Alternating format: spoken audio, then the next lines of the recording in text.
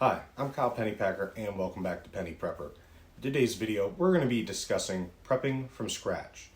But before we get started today, I'm going to ask that you like the video, subscribe, hit the notification bell, and share with anybody that you think might be interested in the videos. Alright, if I could send my old self a message back before 2020, so let's say 2019. If I could send myself a message in 2019, what I would have told myself is to invest. I would say, first of all, invest in toilet paper. And I don't mean just purchase it. I also mean invest in the companies, knowing that they were going to make a lot of money. I would also invest in hand sanitizer. But ultimately, what I would have done is told myself to stockpile water, have the supply I have now, to start purchasing and storing food like I do now.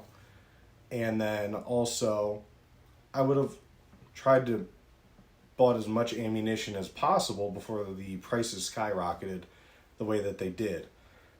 First of all, because during the pandemic, or even with toilet paper, let's say I would have stockpiled it, I could have sold it for cheaper than the stores were selling it in greater quantities. Or I could have sold it at higher amounts, made $1 or $2. Same with the ammunition, with the civil unrest and stuff like that. You could have sold ammunition at under $1 a round, the way that the stores were doing it. But also having those stockpiles before the prices went up. But again, that's a specific scenario. What you're prepping for now should not be what I was prepping for back then.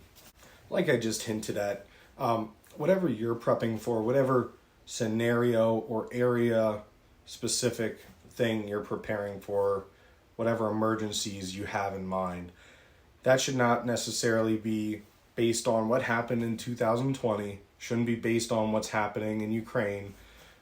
It should be based on what you think is the greatest threat or what you're the least prepared for. Whatever you're the least prepared for is what you should be getting ready for. For example, here, I would say we're probably not expecting any type of heat waves in Pennsylvania anytime soon, but at the same time, we've had them. We've had them in bigger cities like Philadelphia where people have succumbed to the heat. But here in Harrisburg, Pennsylvania, I don't think that it would be my highest concern, but it's possible.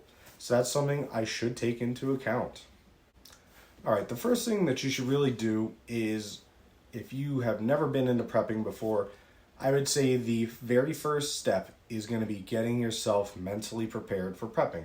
I'm not saying, getting yourself ready to purchase things. I'm saying about getting yourself ready to make the hard calls, get yourself ready to learn things, get yourself in that mindset of, when I go here, how would I go to this place? How many routes could I take? Is there a way to escape from this place?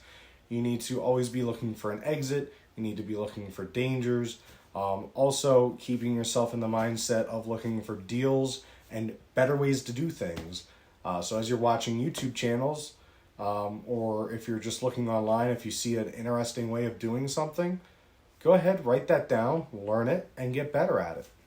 All right, one of the first physical items that I'm going to suggest that you purchase in order to get into prepping from scratch is going to be purchasing a self-defense weapon, whether that's bladed weapon or OC spray or a taser.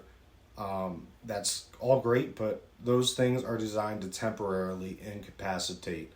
The best tool for the job for self-defense is a firearm. The reason for that is it is designed to stop and neutralize the threat permanently. There's no ifs, ands, or buts about it. Depending on what you do with that tool, the threat will not come at you anymore. Simple fact of the matter. If you utilize a taser, you can tase somebody until the batteries run out. They can still get up and do whatever they need to do. Same with OC spray.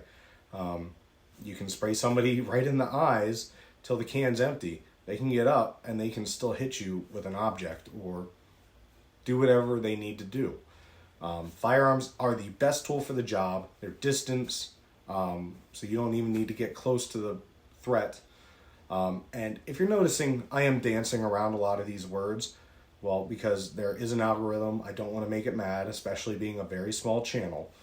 But when I say using the tool for self-defense, I mean if somebody's going to harm you or others, you utilize that tool to stop the threat.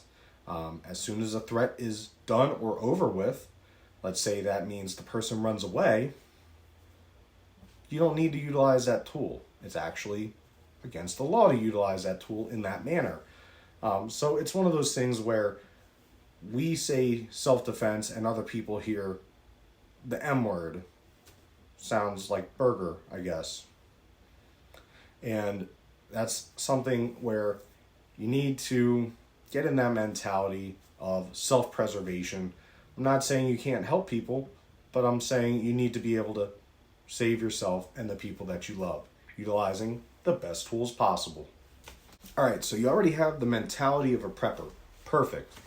Now you have a way to protect yourself in case somebody decides that, well, you have something that they want and you're going to stop them from taking that thing, whether it's food or your life. So I would say the next item that you need to prep for, and it's very easy to do actually, is going to be water. You can actually get tap water from your faucet, fill up a container, seal it, and depending, you should really look to see if your local water has chlorine in it. If it does, great. It's already got a preservative in it. If not, and you're able to do other preservative measures, go ahead, utilize that method. Again, I'm not getting into the specifics. I believe I covered on bleach and or pool shock in one of the previous videos. If not, I will do a detailed video of that coming up. But water should be your first one because you can only survive 3 days without it. Chances are, if the grid goes down, you're not going to have water. And you don't want to be drinking puddles full of mud and whatever else is out there. Next after water is going to be the one that everybody thinks about first, and that's going to be food. I say that because it won't take long for stores to run out of food, and you're not going to really have a whole lot of options if something happens to the grid. If there's a fuel shortage, trucks can't make it to the grocery stores, chances are they're going to be barren within 2 days. And you don't want to go to your next door neighbor and ask them for whatever they have because they may not take too kindly to it. So I would say stockpile at least 2 weeks worth of food to start. 3 months is a great start. You're going to be way ahead of the curve if you do that. But if you're able to get 6 months to a year, I would say once you get to that, and it's stuff that's going to last you 20 years or so, I would say you can start focusing on other areas, whether that's buying buckets and rice and filling the buckets with rice and going through that whole process, or buying freeze-dried food. That would probably be the second best option after the water storage. Now I know that we're sort of going backwards in order in a way from the original rule of threes. I'm just going by the ease of access as well as what the chances would be of you needing one of these over the other. Because shelter, if the grid goes down, you're going to have your home. You might not have electricity, but you can live without electricity. You can't live without water, but you at least have 4 corners of a home that you can live in and will protect you from most of the elements. So shelter would probably be next, like a tent or something like that you could actually, go backpacking with. And the best part about that is you can actually take that out and start to get better at your bushcrafting and survival skills. All right, last main one that I'm going to touch on is air. I know I always say about that, but the best thing about that is you can buy a gas mask. You can get them fairly cheap online.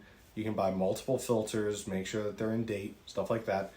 But honestly, they're not that incredibly expensive. You buy them brand new and you buy them from these newer stores coming up, and they're going to be pricier, but you get what you pay for. Okay, I realize now that by going off script, I keep rambling. So I'm going to start trying to stick back to the script like I used to originally. But I'm going to say the next thing that you want to do after you get the major components filled is you're going to want to start networking and creating a mutual assistance group. That could be maybe your neighbors. That could be friends, family. That could be maybe say that you see somebody in your neighborhood who looks like they may be into this type of thing. I have a few neighbors that have beehives, chickens, stuff like that. Would they be good candidates to talk to? Possibly. But you also don't want to cross that line of seeming like you may be going back to your house and putting a tinfoil hat on, because that can start to draw attention, and that is not very gray man of you. I would say if you do see somebody that looks like they have similar interests, try to gauge, see if they would be interested in joining you, maybe going camping, something like that, and just see what their interest level is. For all you know, they could just have chickens because they had chickens when they were younger, or maybe they just really like eggs and they have no plan on prepping at all. But even having people who are mechanically inclined, or going to a firearm range and talking with people, you'll probably start to meet people that have like-minded interests. All right, so my challenge for you is going to be just get started. I know it seems very daunting.